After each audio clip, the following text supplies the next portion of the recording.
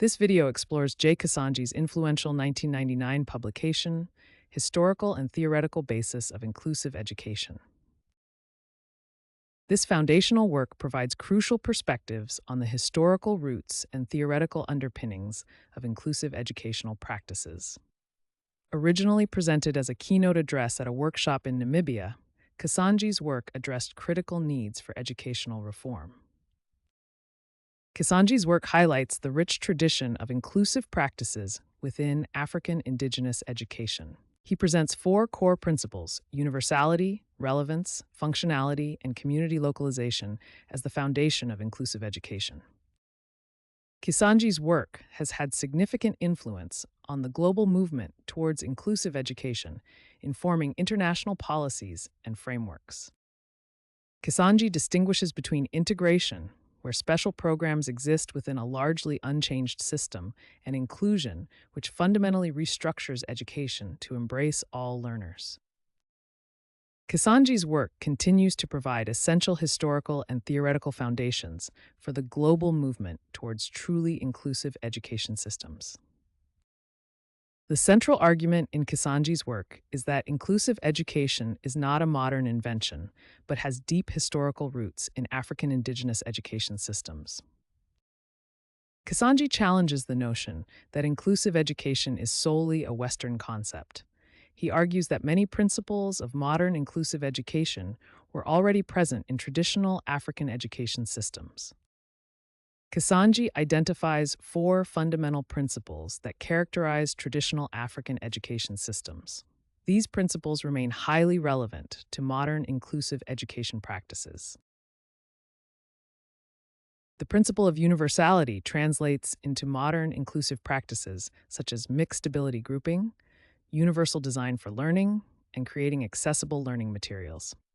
Relevance manifests in individualized education plans, student-centered approaches, and culturally responsive teaching methods. Functionality is seen in life skills curriculum, project-based learning, and involving communities in the educational process. Community localization continues through parent partnerships, integration of local knowledge, and community service learning. Kasanji's work reminds us that inclusive education is not a new concept, but builds upon historical foundations that have always valued every learner's participation in their community. Universality in education asserts that education is a fundamental human right for all individuals. This principle ensures that every person, regardless of their background, abilities, or challenges, has the right to access appropriate education. The principle of universality is a cornerstone of inclusive education, emphasizing that education is not a privilege, but a right. Universality encompasses several key concepts in inclusive education. First, it recognizes that every person has an inherent right to education, which is protected by international human rights frameworks. Second, inclusive education systems must be designed to embrace all learners, providing equal opportunities for participation. Third, barriers that prevent access to education must be identified and removed, whether they are physical, attitudinal, or institutional. And fourth, diversity among learners is recognized and valued as an asset rather than a challenge. This principle aligns with the global commitment to education for all, a worldwide movement to provide quality basic education for all children, youth, and adults. The universality of education is supported by several international policies and agreements. These include the Universal Declaration of Human Rights, which established education as a fundamental right in 1948. The UN Convention on the Rights of the Child further reinforced children's right to education in 1989. More recently, the UN Convention on the Rights of Persons with Disabilities explicitly addressed the right to inclusive education in 2006. And the Sustainable Development Goal 4 aims to ensure inclusive and equitable quality education for all by 2030. By embracing universality, education systems move beyond mere access to ensure meaningful participation and success for all learners. This universal approach lays the foundation for truly inclusive education that values and accommodates every individual. Relevance is a key principle in Kasanji's framework of inclusive education. It emphasizes the importance of adapting teaching approaches to meet the diverse needs of all learners. Every student has unique learning preferences and needs. Some are visual learners, others learn best through listening, movement, reading, or social interaction. Teachers can differentiate instruction through four main elements: content, process, product, and the learning environment. Universal Design for Learning provides a framework for inclusive education by offering multiple means of engagement, representation, and expression. Personalized learning places the student at the center, with approaches including learning profiles, individual goals, flexible pacing, student choice, and scaffolding. Assessment can also be tailored through various methods like oral presentations, written reports, visual projects, performance tasks, and digital portfolios. Tailoring education to individual needs leads to increased student engagement, higher achievement for all learners, development of learner agency, reduced barriers to learning, and celebration of diversity. By recognizing and responding to the unique needs of each student, relevance ensures that inclusive education is meaningful and effective for all learners. Functionality is a core principle of inclusive education, focusing on equipping all learners with practical skills relevant to their lives. In Kisanji's view, functionality means providing education that prepares students for practical life situations, regardless of their abilities or backgrounds. Functional education focuses on key practical life skills that all students need to develop. These skills include self-care, such as hygiene and health management, social skills for effective communication, vocational skills for employment, and financial literacy for economic independence. Functional education creates a bridge from classroom learning to real-world application through a progressive approach. For example, students might learn cooking skills in class, practice during supervised shopping trips, and eventually manage their own meals and budgets independently. The benefits of functional education in inclusive settings are substantial and far-reaching. Students gain increased independence, better employment prospects, enhanced social integration, and an overall improved quality of life. Kisanji highlighted that African Indigenous education has long embodied these principles of functionality.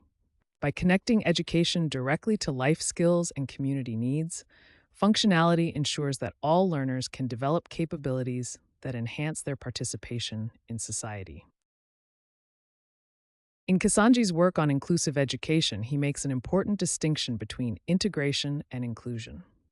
These two approaches differ fundamentally in how they address the needs of diverse learners. Integration, as Kisanji observes, involves fitting students with special needs into existing school structures. In this approach, diverse learners must adapt to standardized systems that may not meet their unique needs. Inclusion, on the other hand, calls for a fundamental restructuring of the school to accommodate all learners. In an inclusive approach, the educational environment adapts to meet the diverse needs of all students. Kisanji emphasizes several key benefits of a truly inclusive approach. First, inclusion respects the rights of all learners to access quality education. It adapts teaching and learning to accommodate diverse learning styles and needs. Inclusion creates a supportive environment where differences are valued, not just tolerated. It fosters understanding and empathy among students and educators. And finally, it better prepares all students to participate in our diverse society. To summarize the key distinctions that Kisanji highlights between integration and inclusion: accommodate students who can adapt versus adapts system to all students, focuses on special needs students versus focuses on all students, changes to support individual students versus systemic school restructuring, students must fit in versus values diversity as normal. Kisanji argues that true inclusion requires restructuring educational systems rather than merely integrating students. The social model of disability is a key foundation for inclusive education. To understand this approach, we need to contrast it with the traditional medical model of disability. The medical model views disability as a problem within the individual that needs to be fixed or cured. It often leads to segregated educational settings. In contrast, the social model focuses on how society creates barriers that disable people. It recognizes that when we remove these barriers, people can participate fully and equally. In educational settings, various barriers can prevent full participation and learning. The social model of disability guides inclusive education by focusing on removing these barriers, rather than trying to change the student. Inclusive education puts the social model into practice by creating accessible learning environments through various adaptations and supports. When barriers are removed and inclusive practices are implemented, students with disabilities are empowered to participate fully in education. The social model of disability transforms how we approach education. Rather than viewing certain students as problems to be fixed, we create environments where all students can thrive. By embracing the social model of disability, inclusive education creates opportunities for all students to learn together, regardless of ability. UNICEF plays a vital role in promoting inclusive education worldwide. Their core mission includes advocating for inclusive education, strengthening education systems, focusing on marginalized children, and ensuring quality education for all. Children with disabilities are disproportionately represented among those out of school. UNICEF's data shows that children with disabilities are among the most marginalized groups, with higher rates of exclusion from education compared to their peers without disabilities. UNICEF employs several key strategies to promote inclusive education worldwide.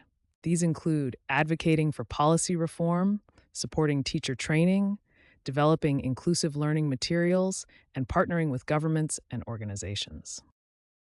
UNICEF supports several global initiatives and frameworks to advance inclusive education.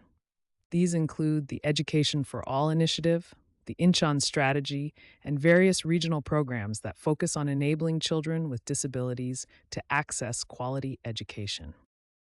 UNICEF's work has had significant impact on inclusive education systems worldwide. Success stories include increased enrollment rates for children with disabilities, improved teacher training programs, and the development of more accessible learning environments and materials.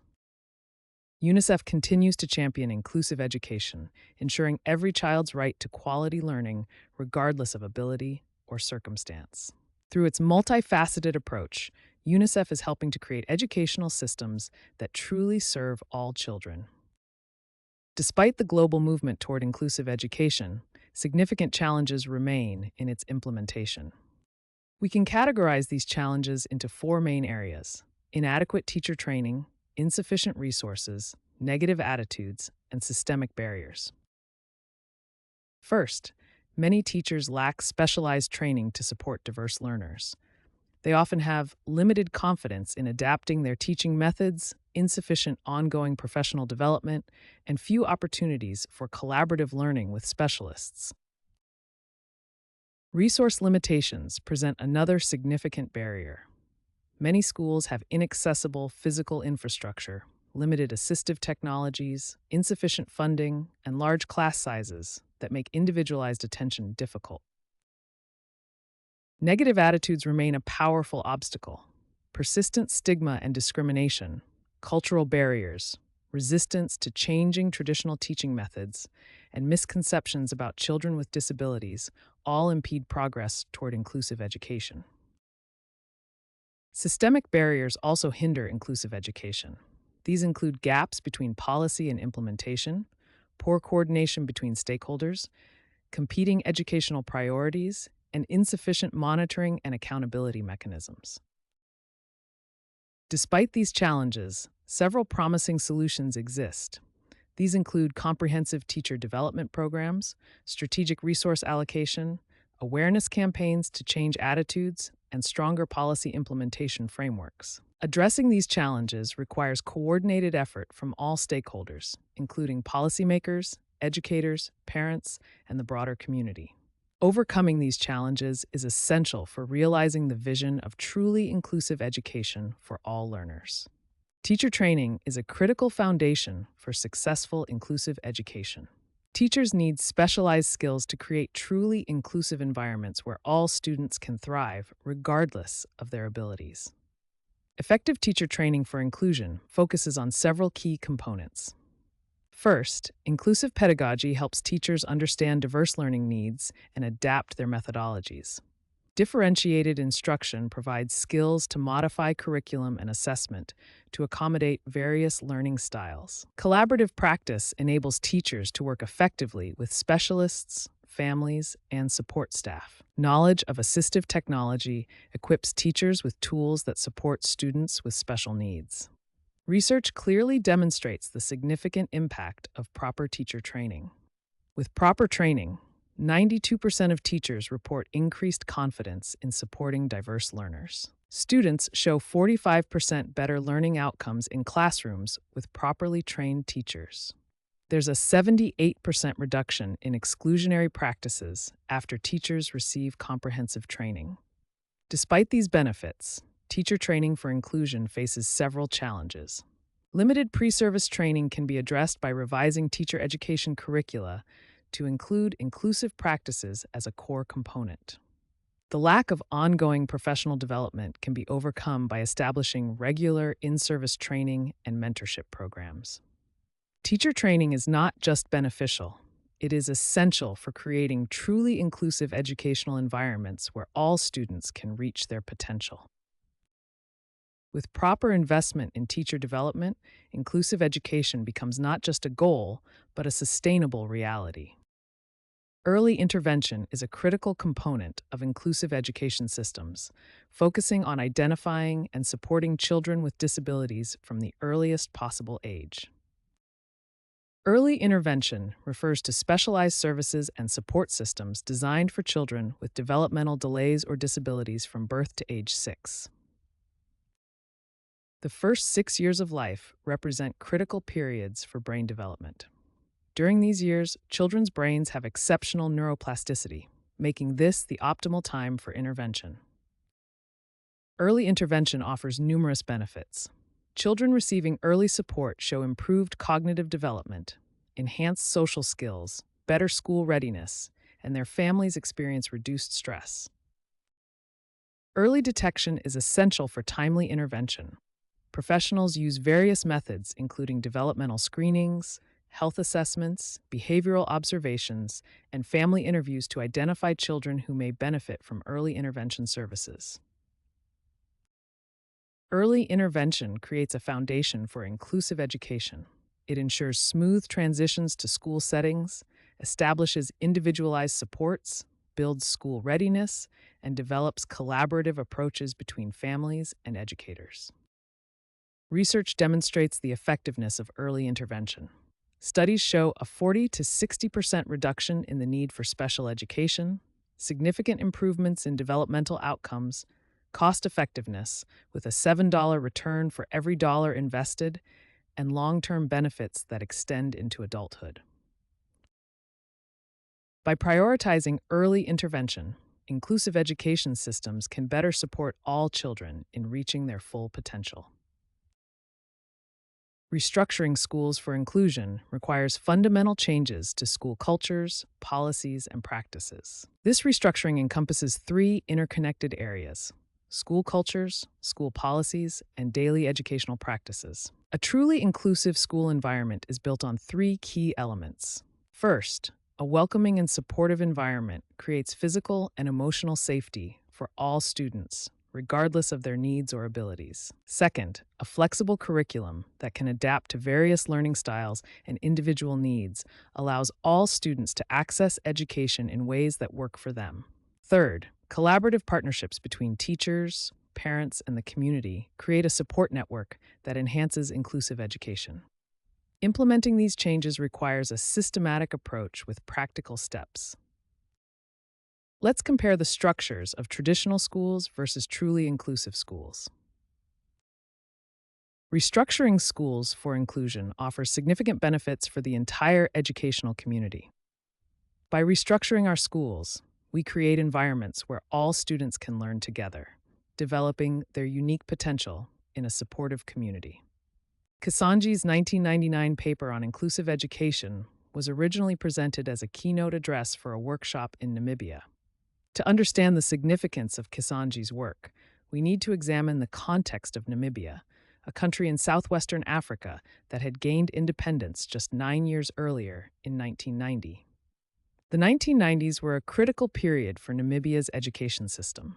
Following independence, the country was working to reform its apartheid-era education system, making Kisanji's workshop on inclusive education especially timely. Kisanji's keynote address at the Namibian workshop emphasized how inclusive education principles could be applied to address the country's unique educational challenges. At the time of Kisanji's address, Namibia faced significant educational challenges. The country was still working to dismantle the apartheid education system, which had created vast inequalities.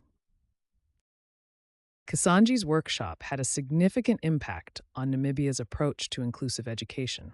It helped bridge indigenous African educational principles with modern inclusive education frameworks. The principles Kisanji presented in Namibia, universality, relevance, functionality, and community localization, were particularly valuable for a newly independent nation working to develop an education system that served all its citizens. Several African countries have made significant progress in developing inclusive education systems that build on the principles outlined by Joseph Kisanji. Tanzania and Zanzibar stand out as notable examples of successful inclusive education initiatives in the region, each with their own unique approaches.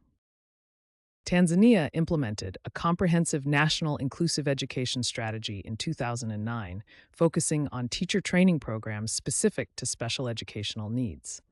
The country has made significant efforts to adapt curriculum materials for diverse learners and has conducted community awareness campaigns to promote inclusion.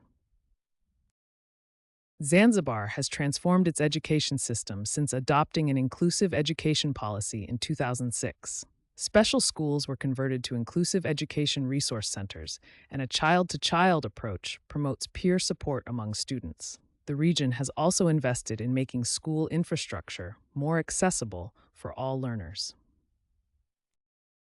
The impact of these initiatives has been substantial. Tanzania has achieved approximately 83% enrollment of identified children with disabilities in schools, while Zanzibar has reached 70%. These figures represent significant progress compared to previous decades. Several common factors have contributed to the success of inclusive education in these African countries. Strong policy frameworks provide clear guidelines. Significant investment in teacher development ensures educators are equipped with necessary skills. Community engagement creates ownership of inclusive practices. And partnerships with international organizations provide additional resources and expertise. These African examples demonstrate that inclusive education can be successfully implemented with appropriate policies, resources, and community involvement, creating educational systems that welcome all learners. The Salamanca Statement and Framework for Action, adopted in 1994, is a landmark document in the field of inclusive education. It was developed at the World Conference on Special Needs Education in Salamanca, Spain, organized by UNESCO. This influential document presents guiding principles for inclusive education systems and provides a framework for action. The Salamanca Statement establishes several key principles. It affirms that every child has a fundamental right to education, and education systems should be designed to accommodate all children, regardless of their physical, intellectual, social, emotional, or other conditions. The Framework for Action provides practical guidelines for implementing inclusive education. These include developing appropriate policy and legislation, implementing school factors like flexible curricula, and prioritizing teacher training. The impact of the Salamanca Statement has been profound and far-reaching. It has transformed educational policies worldwide and influenced national legislation in more than 90 countries. The Salamanca Statement established inclusion as a human rights issue and continues to be a foundational document in the ongoing movement towards fully inclusive education systems worldwide. Addressing the gap in enrollment rates between children with and without disabilities. A significant gap exists in enrollment rates between children with and without disabilities. While approximately 95% of children without disabilities attend primary school, only about 65% of children with disabilities are enrolled. A key goal in inclusive education is to close this enrollment gap, with most initiatives targeting at least a 90% enrollment rate for children with disabilities. To address this gap, we must first understand the key barriers preventing children with disabilities from accessing education. Several effective strategies have been developed to address these barriers and increase enrollment rates for children with disabilities. Success in addressing the enrollment gap can be measured through several key metrics and goals. Let's look at a successful real-world intervention that has significantly narrowed the enrollment gap. Addressing the enrollment gap requires a multifaceted approach involving educators, communities, and policymakers, with consistent monitoring and adaptation of strategies. By implementing these strategies consistently, we can move toward truly inclusive education systems where all children have equal opportunities to learn. The future of inclusive education shows tremendous promise, with growing international support and recognition. We are witnessing an upward trend in the adoption of inclusive education principles worldwide. Several key trends are emerging that will shape inclusive education in the coming years. These include technology integration, personalized learning approaches, universal design for learning, and global policy development. Despite the positive outlook, several challenges must be addressed to realize the full potential of inclusive education. These challenges include preparing teachers adequately, allocating sufficient resources, restructuring educational systems, and addressing multiple forms of diversity. However, these challenges come with exciting opportunities for innovation and improvement. Emerging technologies, cross-cultural collaboration, evidence-based practices, and inclusive learning communities offer promising solutions. Looking ahead to 2030, projections suggest significant global progress in inclusive education. We expect to see 90% of countries adopting inclusive education policies, 75% achieving meaningful implementation, and 80% of diverse learners being effectively included. The future of inclusive education ultimately depends on our collective commitment to create learning environments where all students can thrive and reach their full potential. With continued focus on innovation and addressing barriers, the vision of truly inclusive education can become reality worldwide. Kisanji's work on the historical and theoretical basis of inclusive education represents a significant contribution to the field. His 1999 publication continues to be a valuable resource for educators, policymakers, and advocates working to promote inclusive education. Kisanji emphasized several key ideas. First, the historical roots of inclusive practices in indigenous education systems. Second, he highlighted the importance of cultural context in developing appropriate educational approaches.